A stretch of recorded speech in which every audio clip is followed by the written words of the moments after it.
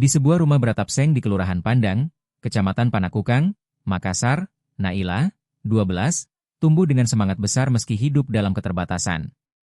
Anak kedua dari 3 bersaudara ini tinggal bersama orang tuanya, Nurliah dan Syamsul, serta 3 keluarga lain di rumah berdinding papan yang berdiri di atas lahan milik orang lain. Meski kondisi serba terbatas, Naila tidak pernah mengeluh dan tetap tekun belajar serta membantu ibunya setiap hari.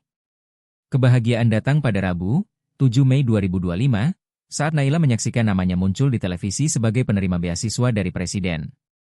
Saya lihat di televisi kemarin, jam 20 WITA. Saya lihat di TV muncul namaku dapat beasiswa dari Presiden, ujarnya sambil tersenyum.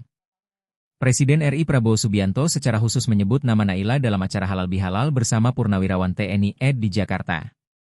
Namanya Naila, orang tuanya pendapatannya kurang dari 1 juta, padahal tanggungannya 5 orang, kata Prabowo, sembari menunjukkan foto rumah Naila di layar. Naila yang bercita-cita menjadi guru kini mendapat harapan baru berkat beasiswa sekolah rakyat dari Presiden Prabowo. Download Tribun X sekarang, menghadirkan lokal menjadi Indonesia.